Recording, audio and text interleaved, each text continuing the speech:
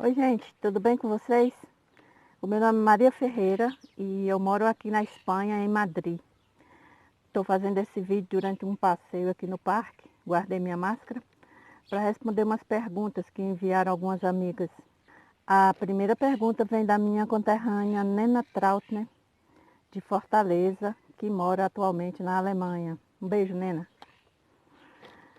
Nena pergunta o seguinte, ela faz duas perguntas. A primeira dela é: quanto tempo foi a quarentena? Nena, nós ainda estamos na quarentena. Nós começamos a quarentena dia 11 de março, né, quando fecharam as escolas,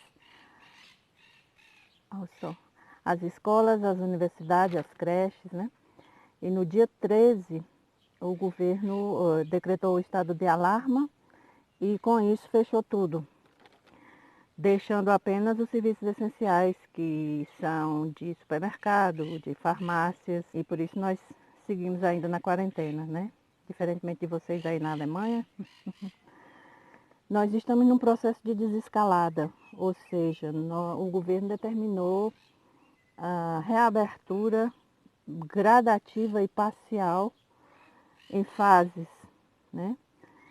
Hoje, que é domingo 24 de maio, nós ainda estamos na fase zero, ou seja, com praticamente tudo fechado. Amanhã, segunda-feira, nós começamos na fase 1. A fase 1, ela já permite reunião com até 10 pessoas da mesma família ou amigos, seja em casa ou seja em algum restaurante, né, na terraça, que os restaurantes estão funcionando somente parcialmente, somente para entrega, nesse momento de fase 0, somente para entrega. A partir de amanhã, na fase 1, eles vão poder abrir fora, né, na calçada, com a capacidade de apenas 50%. Então, as pessoas começarão a se reunir amanhã. Segue o teletrabalho, né, as empresas, algumas estão começando, mas continua o teletrabalho até o final de todas as fases, que começa, como eu falei, de fase 0, fase 1, fase 2 e fase 3. São 4 fases. Aí nessa fase 1, o comércio vai funcionar 30%, guardando a distância mínima de 2 metros entre as pessoas. Os hotéis também vão poder abrir, mas desde que as pessoas não usem as áreas comuns. Os bares abrem somente as terraças, ou seja, só fora, como eu já falei, né? No dia 25 de maio, que é amanhã, começa também a fase 2 para algumas regiões. Porque assim, ele determina a reabertura em fases, mas de acordo com o desenvolvimento da região, ou seja, de acordo com a redução de casos, a redução de pessoas internadas em UTI e tal. Então tem regiões aqui que estão muito bem e amanhã elas já vão entrar na fase 2. Praias e piscinas também vão reabrir na fase 2, a partir de 30%. Tem um protocolo específico para eles, né? A fase 3 será no dia 8 de junho, e aí com seus desdobramentos, com suas exigências, com seus protocolos, né? Até que se consiga alcançar o que o governo chama de nova normalidade, né? Quer dizer, a gente sabe que o estado em que a vida normal que a gente tinha antes, vai demorar bastante a retornar. Então eles estão chamando de uma nova normalidade.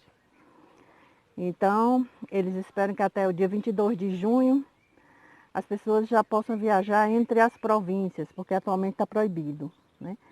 E mesmo esse deslocamento entre as províncias será somente para províncias que estejam dentro da mesma fase, né?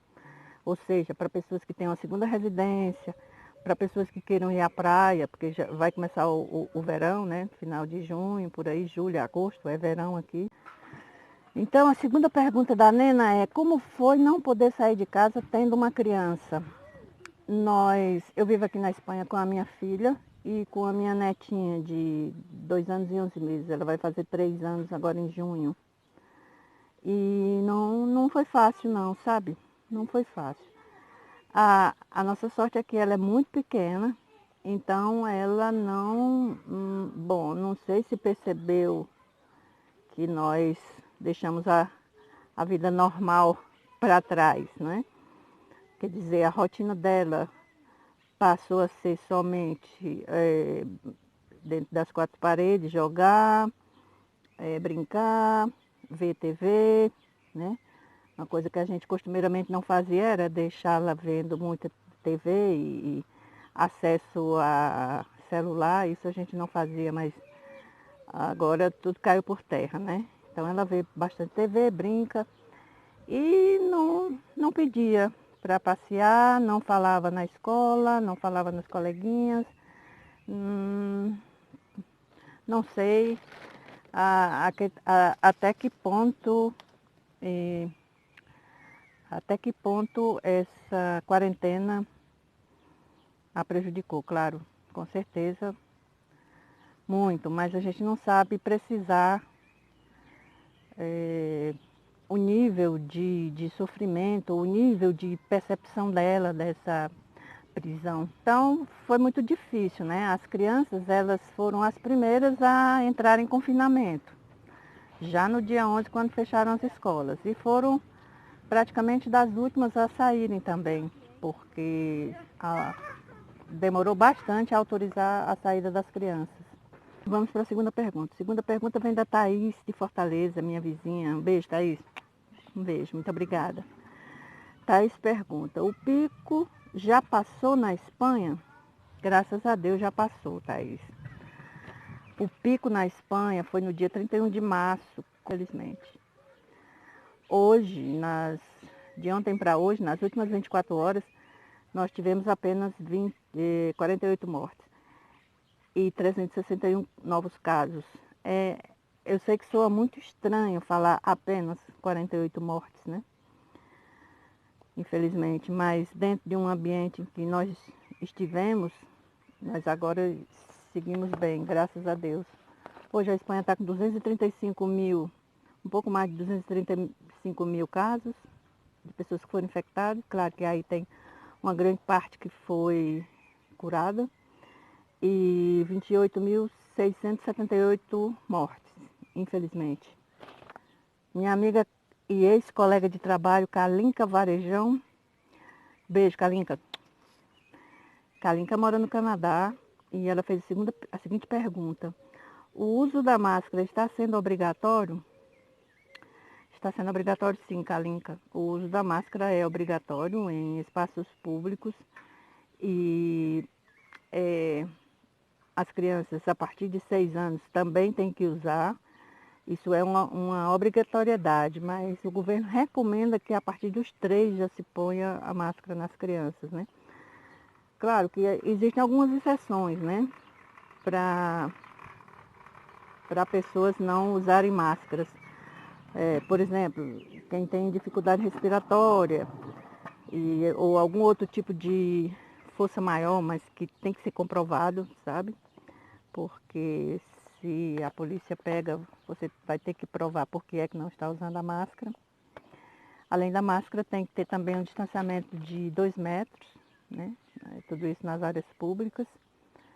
E somente poderão ficar sem máscaras as pessoas que saiam para algum passeio e que vivam na mesma casa, tá bom? E só lembrando que desde o começo que as máscaras e as luvas foram obrigatórias, vêm sendo obrigatórias nos supermercados, né? Máscaras, luvas e na entrada dos supermercados tem o álcool para você passar e pessoas controlando a entrada, enfim. A quarta pergunta vem da minha amiga Clarice Dietrich. Clarice foi um presente que eu ganhei no Caminho de Santiago ano passado.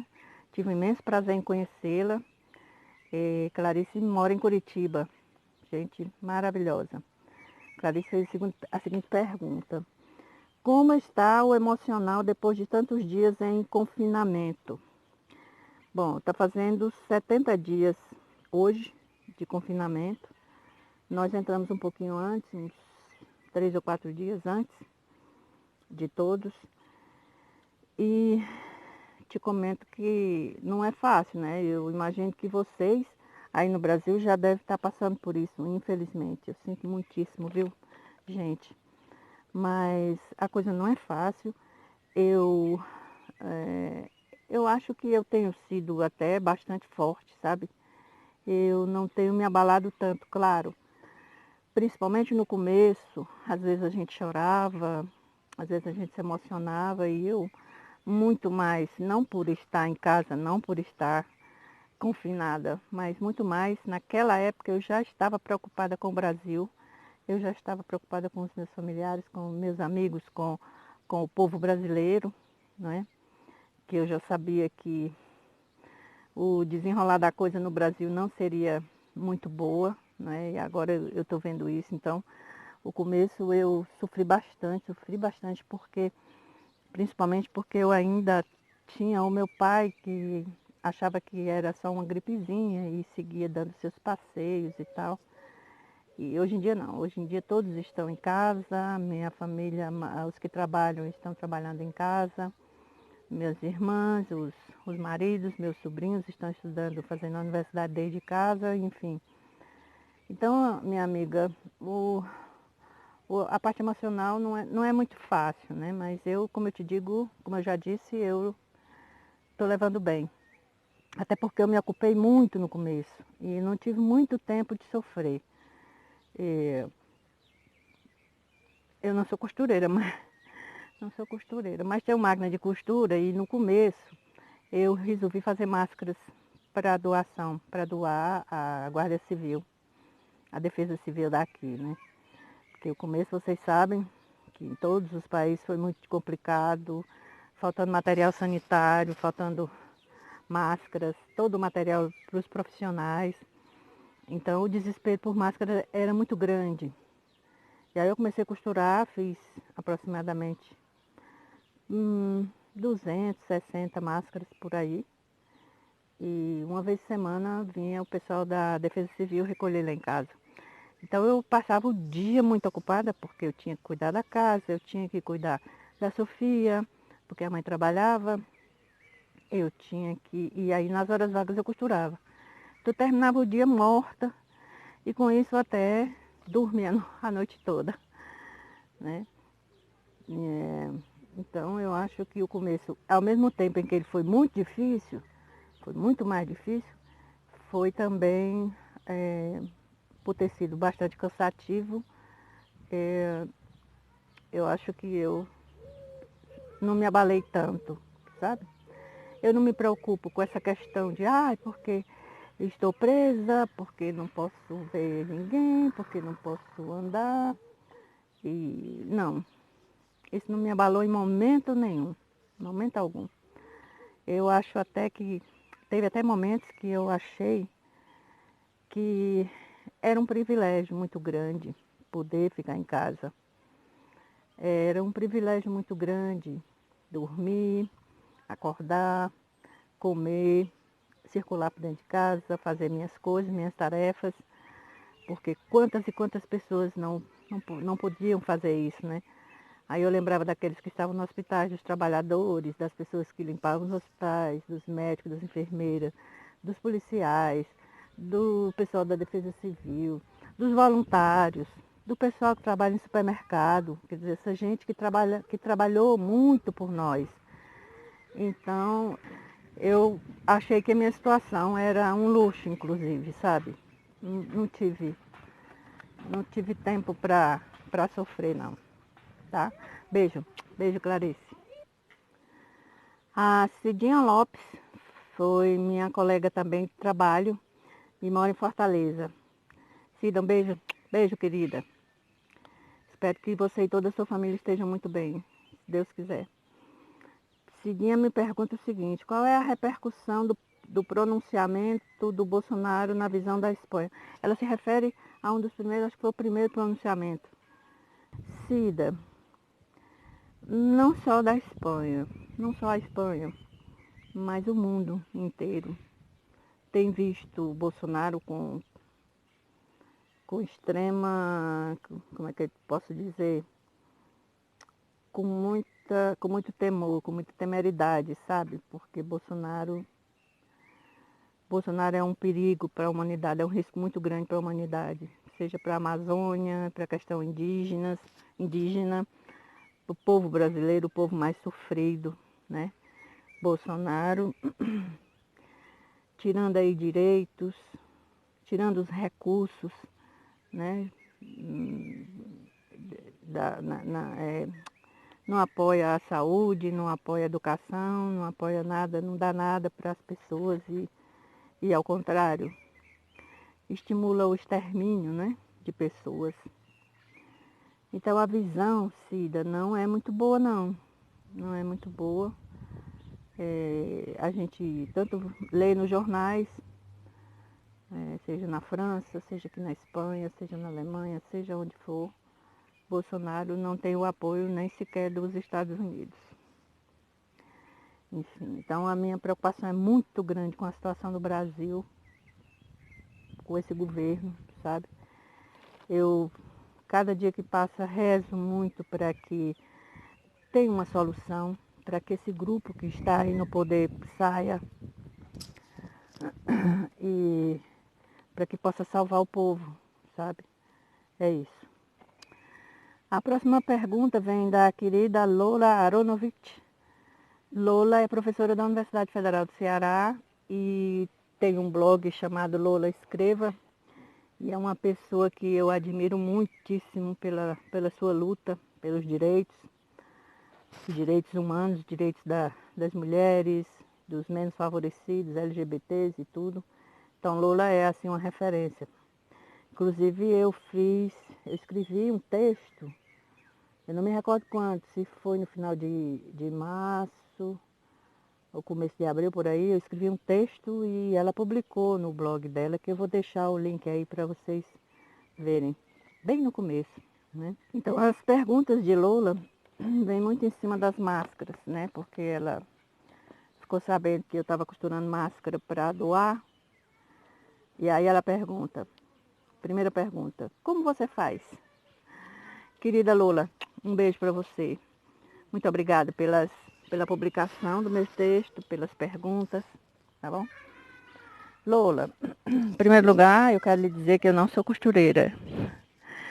Eu tenho noções muito básicas de costura, mas eu tenho uma máquina, eu tinha bastante tecido, porque eu andei fazendo uns cursos aí de artesanato, flores em tecido, peso de porta, uma série de coisinhas de manualidades, como eles chamam aqui.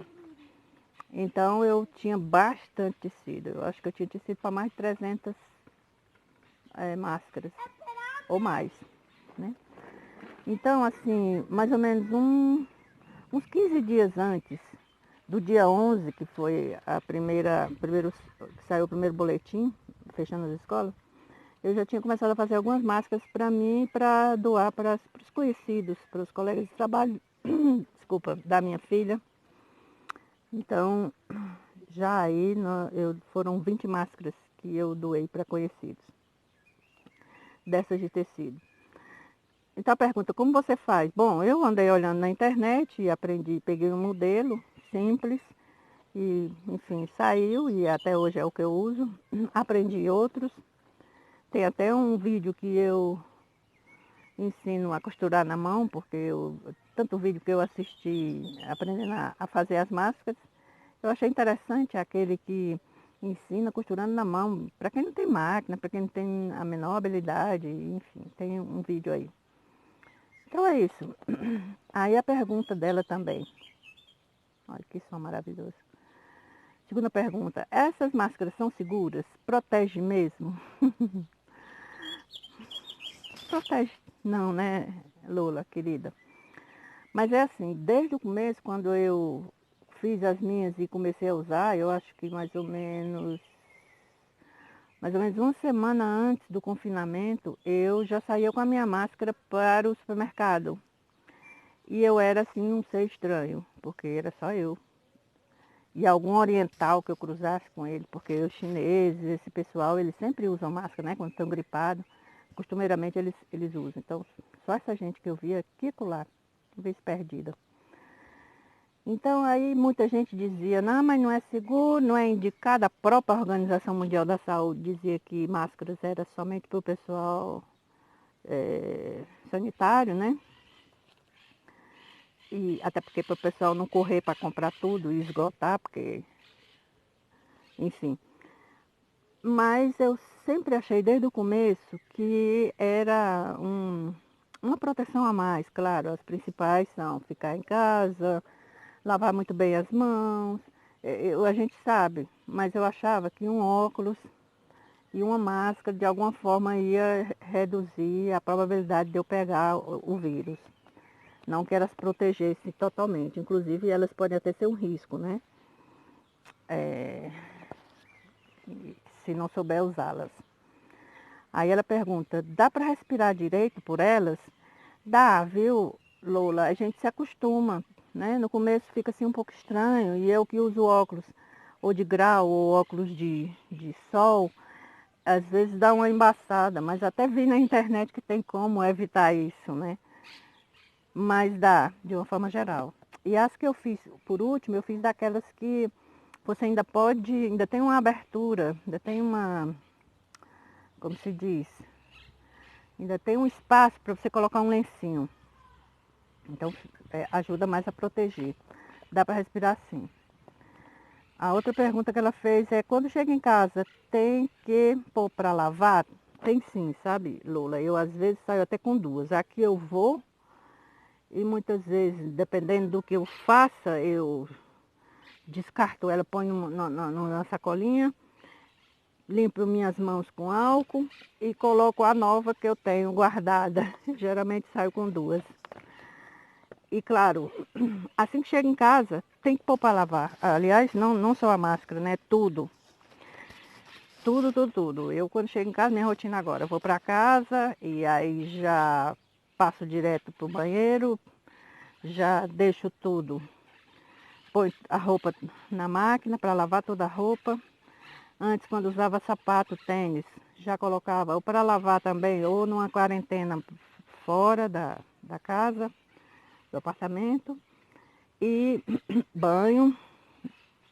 Por mim, desde o começo, não é só essa história de lavar a mão. Ah, lavar a mão, não. Lava a mão onde eu estiver. Desinfeto com álcool. Mas se eu entro na minha casa, as janelas e portas têm que estar todas abertas e já corro para o banheiro e saio desinfetando tudo. É celular, é, tudo. A chave, lavo a chave está até enferrujando, a minha chave. Porque pelo excesso de cautela. Vou ficar protegida? Não sei, mas eu estou fazendo. Aí ela pede também para explicar por quê e como faz as máscaras. Bom, eu acho que eu já expliquei mais ou menos, né? Não tenho muita habilidade com costura, mas a costura básica eu tenho uma pequena noção, né? Minha mãe era costureira, então tenho uma noção básica de costura e deu para fazer, certo? Depois eu coloco também umas fotos e mostro. Pois é isso. Hoje, estas são as perguntas que eu tenho por hora para responder e eu espero que tenha, de alguma forma, seja útil para vocês. Se vocês acharem que for útil, compartilhe com as pessoas e tal. E se quiserem fazer outras perguntas diferentes dessas ou reformulá-las, pode enviar ou para o meu Instagram ou aqui mesmo no YouTube, que eu terei o maior prazer em responder, tá bom? Deixa eu mostrar para vocês a paisagem. Aqui é um parque que chama Parque de la Marina. Ele é bem amplo, aqui é só uma parte. Ali vem o vovozinho que está passeando. Mas não tem quase ninguém essa hora. Deve ser perto de 4 da tarde. Pois é isso, meus queridos e minhas queridas. Muito obrigada pelas perguntas. Fiquem todos com Deus. Se cuidem, se protejam. Fiquem em casa. tá? Os que podem, fiquem em casa. E porque essa é a única alternativa de momento para ajudar a evitar que o vírus se propague. Então eu torço muito, estou torcendo muito pelo Brasil. Se Deus quiser, nós vamos sair dessa. Eu espero que esse vídeo sirva para vocês perceberem que tem uma luz no fim do túnel, né? Que a gente aqui já está numa fase bastante avançada. E, então vocês poderão chegar também a atingir esse nível. Se Deus quiser, o Brasil vai sair dessa, tá? Um grande beijo. Tchau.